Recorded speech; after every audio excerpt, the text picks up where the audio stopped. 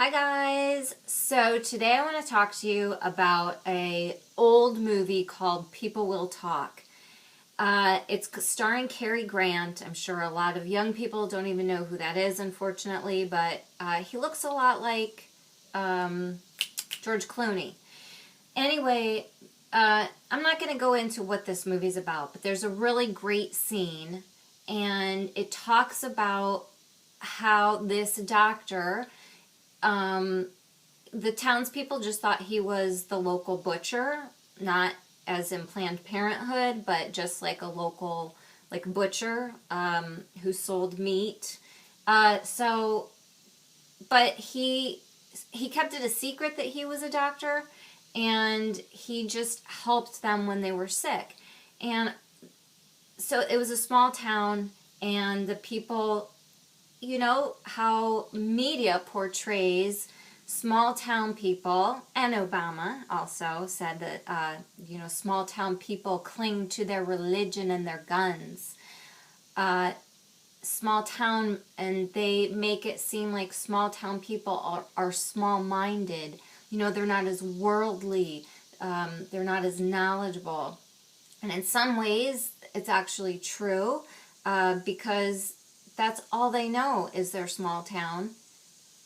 And in another way, it's a blessing. And usually small towns are communities that cling together and help each other out. And I think it's totally a mistake to say that small town people are ignorant.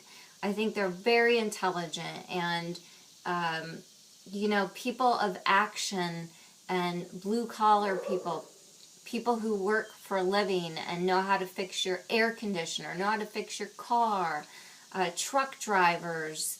I think what's happening with our country today is a focus on college, and for some people that's great, but not everybody has to go to college to be successful in life, and not everybody has to make millions of dollars to be successful. To me, being successful is just being happy with who you are. And if that means not hitting the bestseller list, you're not a sports star, as long as you're doing in life and you're a good person and you strive to be good to those people who are good to you, really that is a successful, significant, happy life. And so I think what happens is these intelligentista people that go to college and they think they're so much smarter are actually the downfall of our society today, because people who are running our military, people who are in the White House, people who are now running a majority of police stations, most of them aren't even street smart. They're just book smart. And book smart people don't know what it takes to be doing the job, to be, a cop in the street. They read it in a book and they think that they know better, and they don't. They really don't. So anyway, this clip is about, it's great, and it just says how just because you're in a small town, you're not ignorant. And there's an attack on faith and religion. I'm not religious. I always have to say this because I don't want people to think that I'm promoting religion, because I'm not promoting religion. I am spiritual, but I'm not religious. But I think to attack religion is really such a huge error these days. I mean, if people have faith, I don't think there's anything wrong with that. I think it's wonderful people gather in a community, beautiful church, with the same like-mindedness of, believing in something a bit stronger, a bit better. What's wrong with that? I mean, it's hope, and if you've ever read Viktor Frankl, Man's Search for Meaning, he talks about the fact that many of the survivors, and certainly I wouldn't say happiest, because I don't know how you can be happy when you're in a concentration camp, but so he talks about the people who were maybe optimistic or easy to get along with. They were often the people who had faith, and so whatever it takes to get you through. So in this clip also of People Will Talk, Cary Grant is saying that it's okay to have faith, and that doctors should be more involved in their patients' lives and listen to them, because if not, it's just going to be pills and serums and syrups, and someday you won't even need the doctor. You'll just have an electronic doctor. And I thought, really that's what's going on today. People just get prescribed things. I see, especially in the mental health field, especially with young children, teenagers who are experiencing anxiety. Well, here's a pill that will help you with that. Instead of just saying, hey, anxiety is part of life, and that's tension is what actually gives us wisdom, learning experience. If you look at so many children or people who have been blessed with wealth, and they're so unhappy because they don't have any tension in their life, or they create drama, use drugs, because they don't have that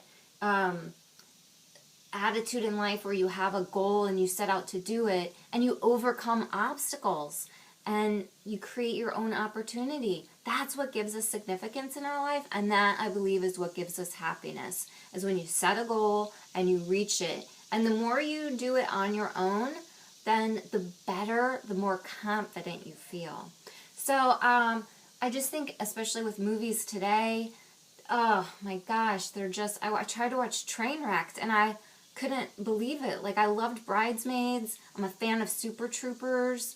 There's a lot of movies I like that aren't, prudish, I guess. But I just think this Trainwrecked is really,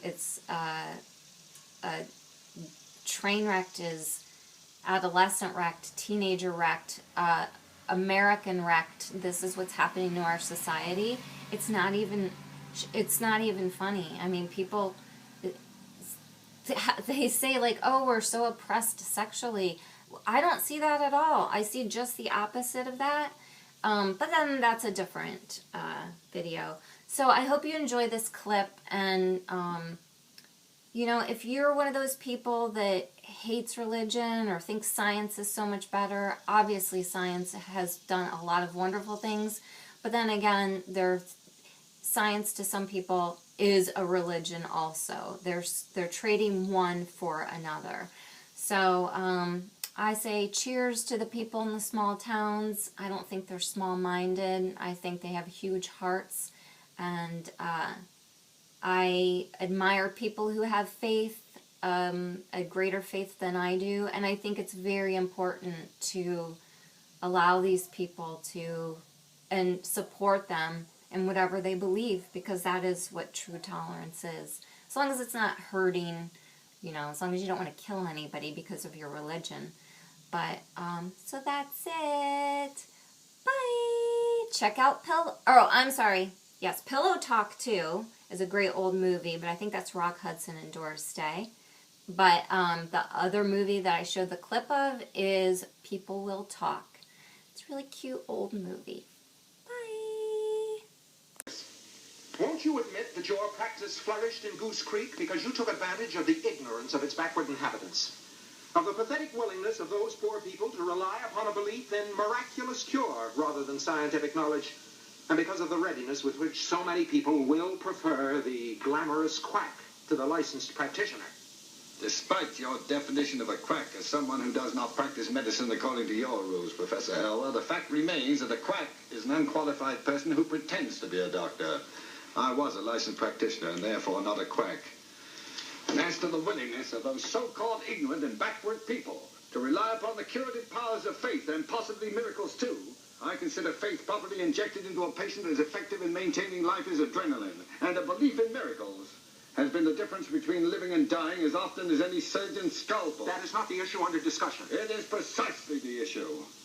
Whether the practice of medicine should become more and more intimately involved with the human beings it treats. or whether it's to go on in this present way of becoming more and more a thing of pills, serums, and knives, until eventually we shall undoubtedly evolve an electronic doctor. The issue in hand is quite simply that you amassed a fortune by treating sick people who believed that you were a miracle-working butcher. I could not have amassed that fortune unless I had made an enormous number of sick people well. All this folderol, as I see it, has got nothing to do with the ethics and honor of our profession. It has everything to do with envy of one man's genius for healing the sick, of his use of remedies you can't prescribe by in bottles or apply with a knife. Call Pretorius a psychiatrist, high priest, voodoo, medicine man, witch doctor, anything you like. But don't investigate him, gentlemen. Learn from him. Professor Barker.